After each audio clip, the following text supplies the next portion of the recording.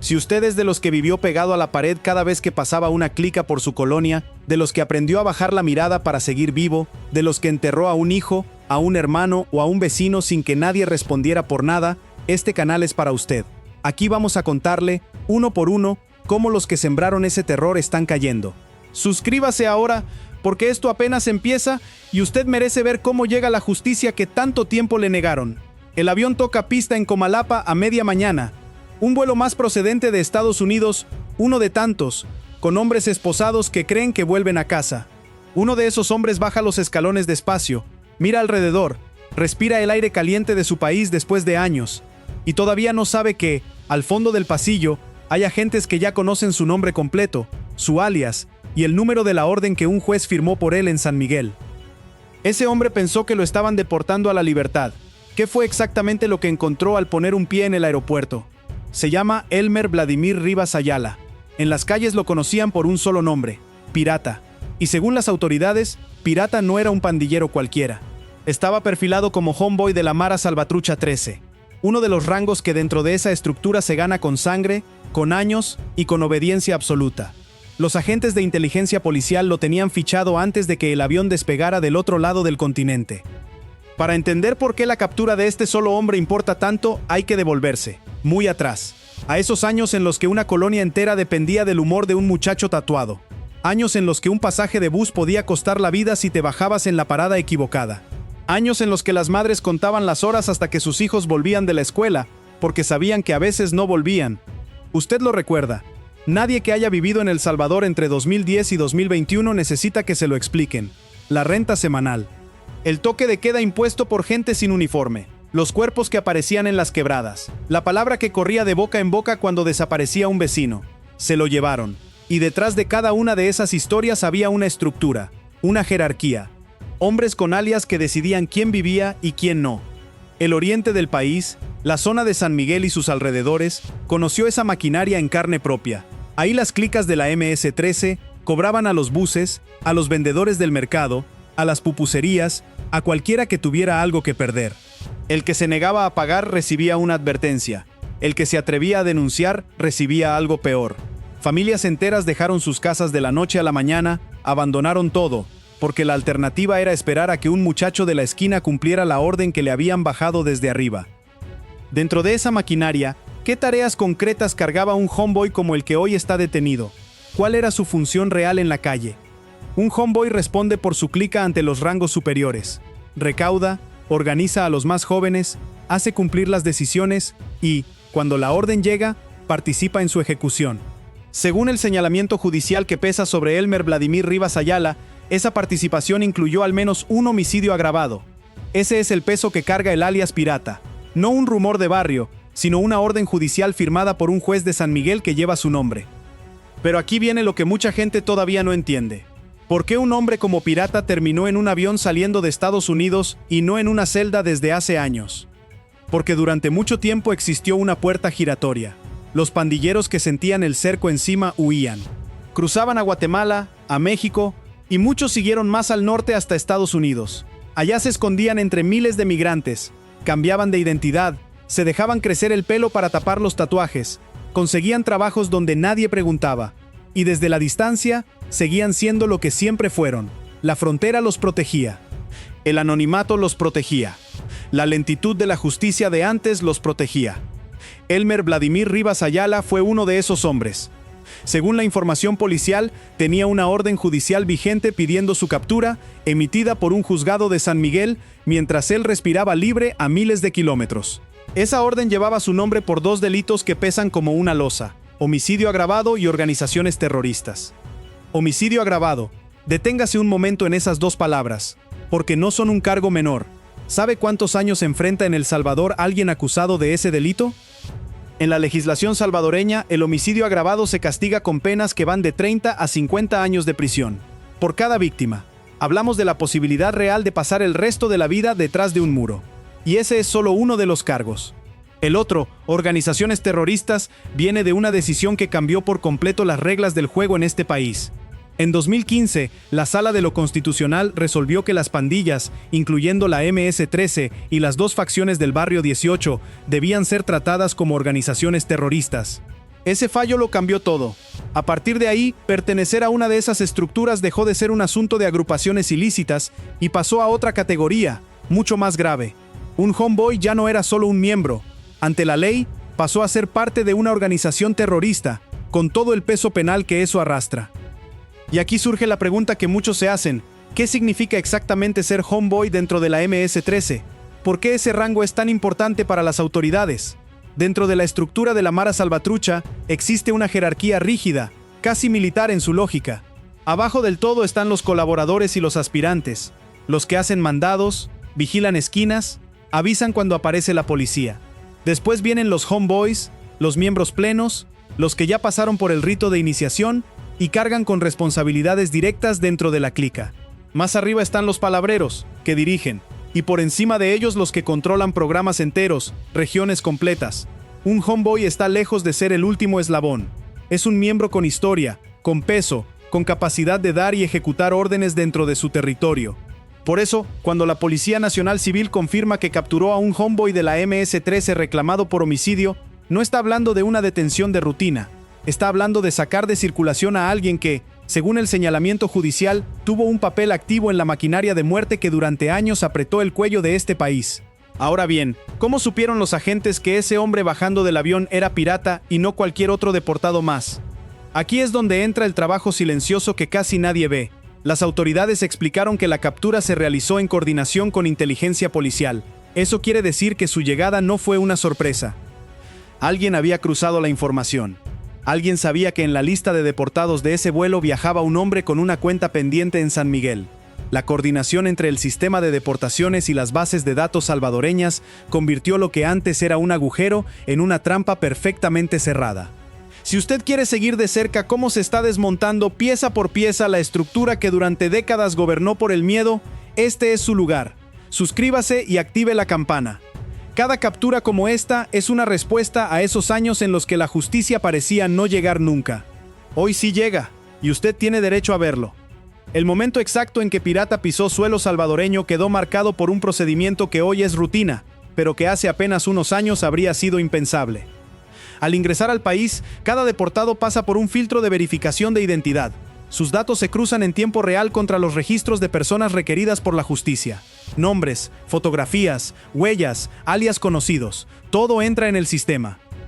Y cuando el nombre de Elmer Vladimir Rivas Ayala apareció en pantalla, saltó la alerta que sellaría su destino. Aquí hay algo que vale la pena entender, porque es la pieza que antes no existía. ¿Cómo logra el Estado reconocer en segundos a un hombre que llevaba años fuera y que pudo cambiar su apariencia? Las autoridades salvadoreñas incorporaron herramientas de identificación que permiten confirmar en el terreno, en cuestión de minutos, quién es realmente la persona que tienen enfrente. Los agentes ya no dependen de que un detenido diga la verdad sobre su nombre. Cruzan sus datos biométricos con las bases del sistema de seguridad y, si esa persona tiene una cuenta pendiente, aparece de inmediato. Un tatuaje tapado, un nombre falso, unos años de más en el rostro. Nada de eso alcanza para engañar a un registro que ya lo tenía identificado. Ese salto tecnológico es en buena medida lo que explica por qué hombres que se sintieron seguros durante años caen hoy en el primer control. Y ahí, frente a los agentes, con la orden judicial confirmada, ¿qué pasó por la cabeza de un hombre que creyó que había dejado su pasado atrás? Los agentes le confirmaron lo que él probablemente ya intuía. Existía una orden vigente en su contra. No podía dar un paso más como hombre libre. En cuestión de minutos, el deportado pasó de creerse de vuelta en casa a quedar bajo custodia de la Policía Nacional Civil, reclamado por un juzgado que llevaba tiempo esperándolo. El país al que quiso volver ya no era el mismo que dejó, y esa diferencia se la explicaron con hechos, no con discursos. Porque este es el punto que conviene que quede claro. El Salvador que Pirata conoció, ese donde un pandillero podía entrar y salir del sistema como por una puerta giratoria, dejó de existir. Desde marzo de 2022, el país vive bajo un régimen de excepción que transformó por completo la relación entre el Estado y las estructuras criminales. Más de 90,000 pandilleros y colaboradores han sido capturados desde entonces. Las cifras oficiales superan las 92,000 detenciones. Colonias enteras que antes eran territorio prohibido hoy vuelven a tener vida de noche. Pero, ¿qué le espera ahora a alias Pirata dentro de ese nuevo El Salvador? ¿A dónde va un hombre con estos cargos? Las autoridades fueron claras. Además de responder por la orden de homicidio agravado y organizaciones terroristas que ya tenía, será remitido por el delito de pertenencia a organización terrorista, conocida popularmente como pandilla. Es decir, su condición de miembro de la MS-13 constituye por sí sola un nuevo cargo. Y el destino de quienes enfrentan este tipo de acusaciones tiene un nombre que se ha vuelto símbolo de esta era: el Centro de Confinamiento del Terrorismo, el CECOT, levantado en Tecoluca, la megacárcel diseñada específicamente para albergar a los miembros de estas estructuras. Un lugar del que las autoridades han dicho que nadie sale por la puerta que entró. Para los que durante años mandaron en las calles, ese recinto representa lo contrario exacto del poder que ejercían. Ahí no hay renta que cobrar, ni esquina que controlar, ni orden que dar. Ahí un homeboy es, simplemente, un reo más respondiendo por lo que hizo. Piénselo desde la vereda de las víctimas. Durante años, las familias de los caídos vivieron con una herida abierta y sin respuesta. El asesino de un padre podía estar tomando cerveza a 2 cuadras. El que ordenó desaparecer a un hijo podía haberse ido tranquilo del país. La impunidad se había vuelto el paisaje de todos los días, tan normal que costaba imaginar otra cosa. Y de repente, un día cualquiera, ese hombre baja de un avión y lo están esperando. La cuenta que parecía perdida vuelve a abrirse. ¿Cuánto tiempo llevaba este hombre creyéndose intocable en el extranjero? ¿Cómo fue posible que la justicia lo alcanzara justo ahora? La respuesta está en un cambio de estrategia que las autoridades salvadoreñas han repetido una y otra vez a lo largo de 2026. El mensaje del Ministerio de Seguridad ha sido directo: la guerra contra las pandillas no termina en la frontera. Los que huyeron creyendo que la distancia los salvaría, se equivocaron.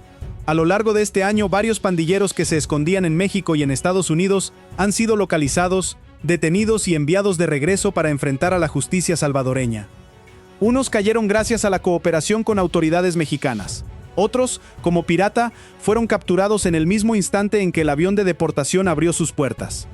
Cada uno de esos casos comparte un patrón: un hombre que se creyó a salvo, una orden judicial que nunca caducó, y un aparato de seguridad que hoy cruza fronteras de información para cerrar el círculo.